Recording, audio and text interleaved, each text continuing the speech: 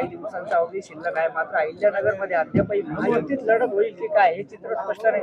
कधीपर्यंत हे सगळं स्पष्ट होईल? नाही, तर महायुतीच्या संदर्भामध्ये आमची चर्चा सुरू आहे.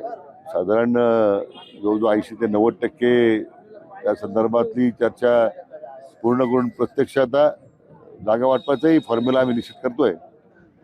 पण अजूनही काही बाबतीमध्ये थोडी मागणी आहे.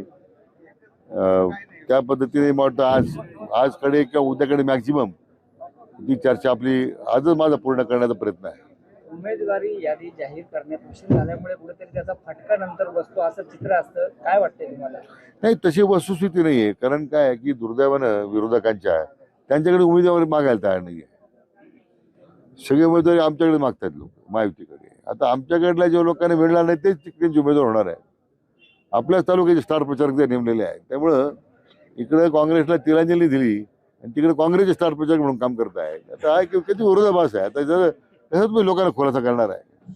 असं दुसरीकडे पाहिलं तर निवडणूक आयोगाने सांगितलेलं असताना सुद्धा रंगीत छायाचित्र असलेली जी यादी आहे ती सध्या व्हायरल होताना दिसते अहिल्यानगर जिल्ह्यात. काय सूचना द्याल तुम्ही कार्यकर्त्यांना किंवा ह्या खासगी ॲपवाल्यांना? नाही, निवडणूक आयोगाचे जे निर्देश आहे ना ते तंतोतंत पालन झालं पाहिजे. असं कुठं काय असेल तर निश्चितपणे ते थांबवलं गेलं पाहिजे. कार्यकर्त्यांना सूचना आपण देऊ, परंतु निवडणूक आयोगाच्या झालेल्या निर्देशाचं कुठे उल्लंघन होणार नाही याची खबरदारी महायुतीच्या कार्यकर्त्यांनी घेतली पाहिजे. राज्यात आता उद्धव आणि राज एकत्र येत आहेत, त्याचा किती परिणाम मुंबई आणि महाराष्ट्रावर होईल असं तुम्हाला वाटतं? माझ्या दृष्टीने आता काय आहे की त्यांचा मागे बोललो होतो की ही जी युती होते ही त्यांच्या गरजेसाठी होते. ती महाराष्ट्राच्या किंवा मुंबईच्या भल्यासाठी होत नाही. या शिवसेनेच्या काळामध्ये मराठी माणूस उद्ध्वस्त झालेला आहे. फक्त मराठी माणसाचं राजकारण करण्यात आलं. आज त्याच मराठी माणूस जो आहे आमच्या मुंबईतला त्या दोन्ही युती जी अभद्र युती झालेली यांची यांना या निवडणुकीत हद्दपार करील याचा मला पूर्ण विश्वास आहे. हे काही जनतेला आधार द्यायला निघालेले नाही आहेत. हे दोघे बंधू एकमेकाला आधार देण्यासाठी एकत्र आलेले आहेत. ही जनतेने ओळखलेलं आहे आणि त्यामुळे महायुतीचं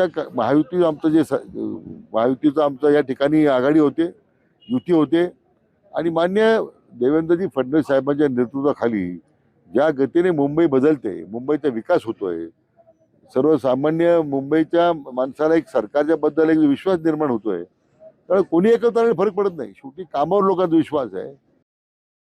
आमचे लाडके प्रधानमंत्री आदरणीय नरेंद्र मोदींच्यावर लोकांचा विश्वास आहे, महायुतीवर विश्वास आहे.